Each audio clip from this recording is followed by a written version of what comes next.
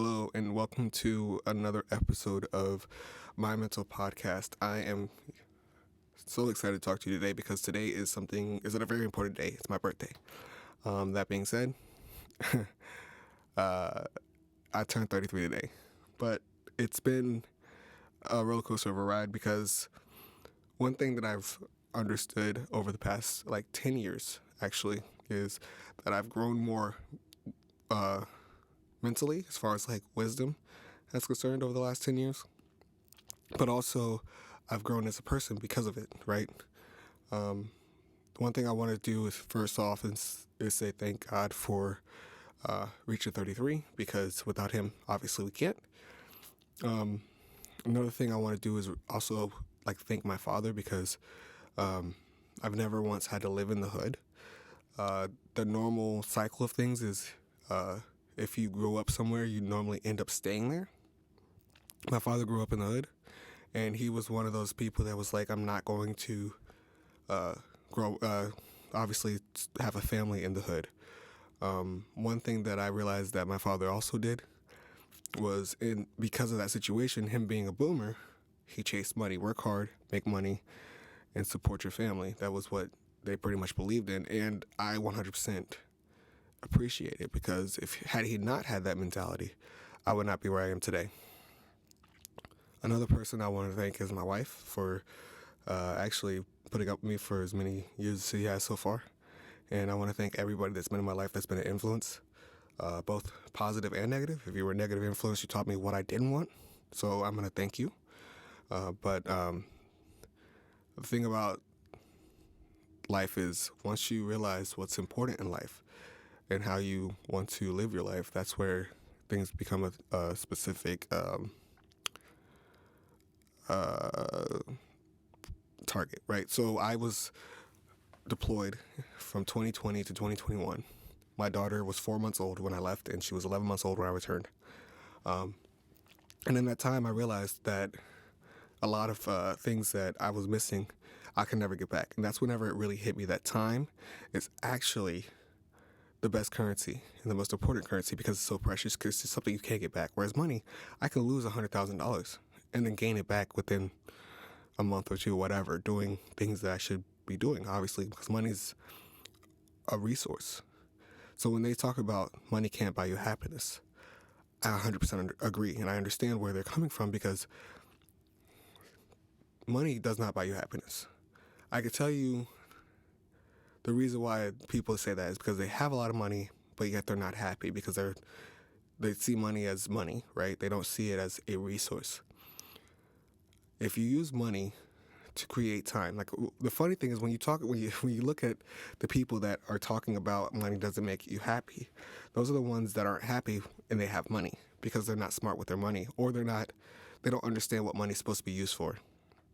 I can tell you right now, a bunch of billionaires and a bunch of multimillionaires, 100+ millionaires, they're happy because they understand what it is. Money is a resource.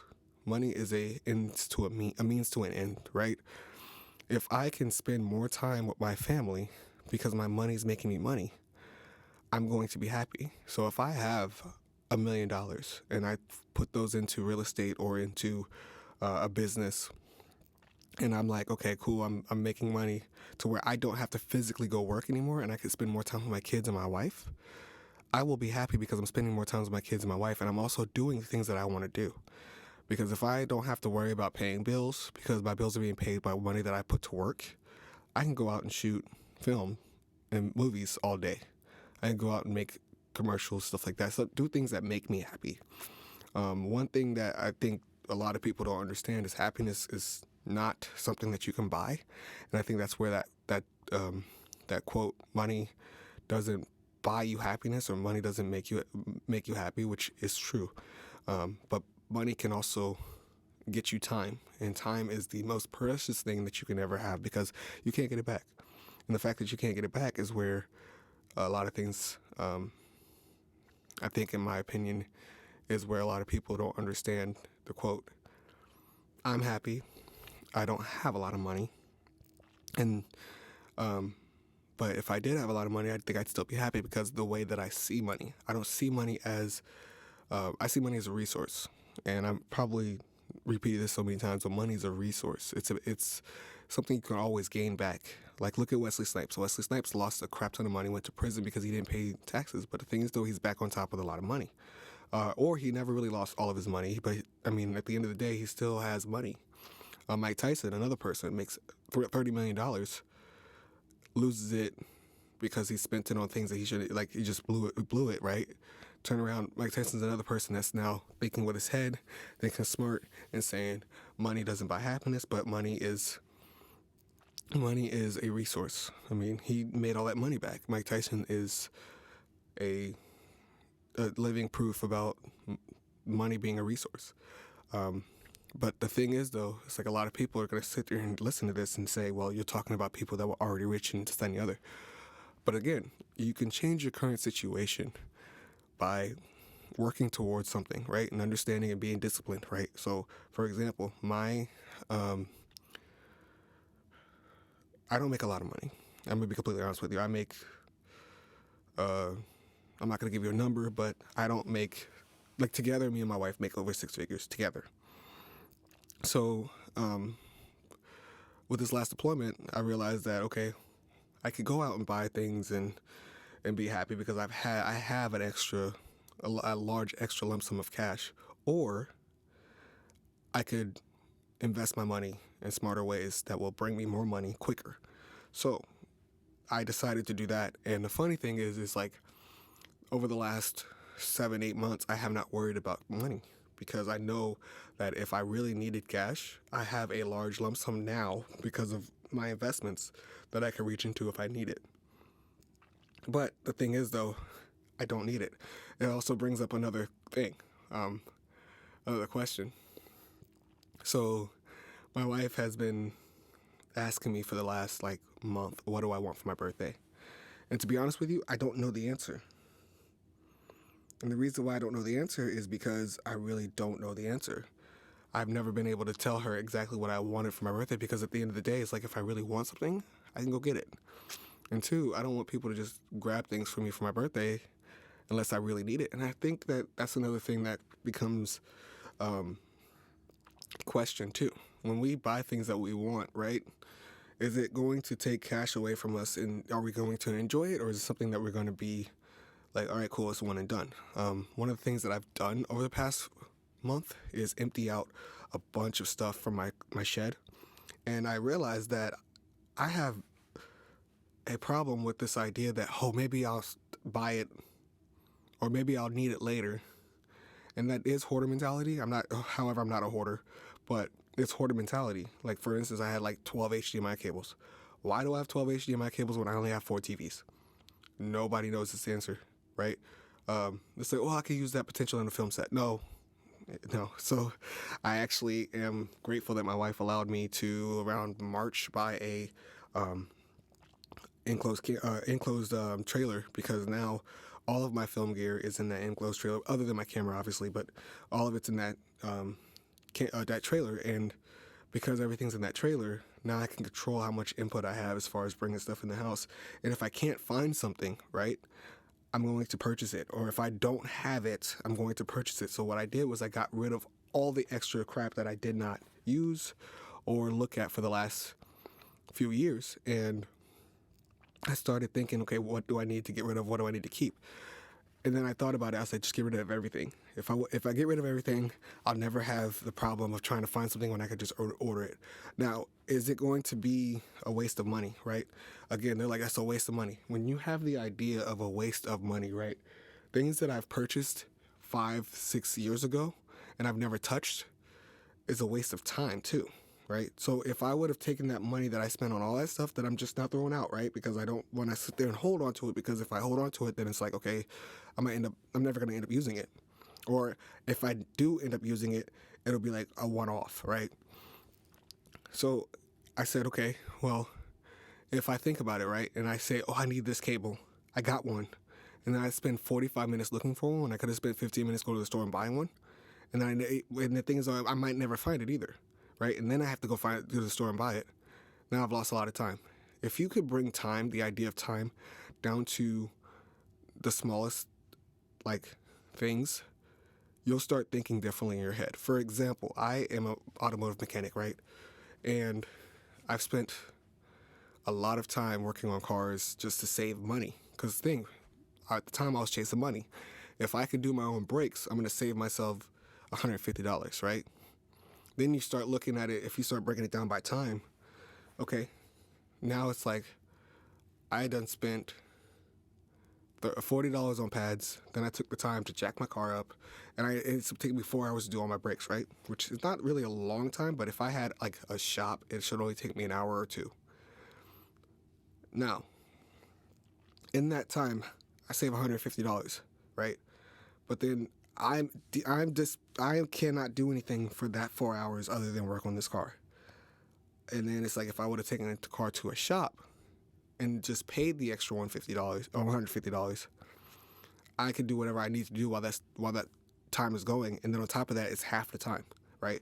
So 2 hours to get it all done. So now I'm only predisposed for no time because I can go ahead and start working on whatever I need to work on while they're working on my car. But at the same time, I have my car back in 2 hours. So I even broke it down even further down than that, right?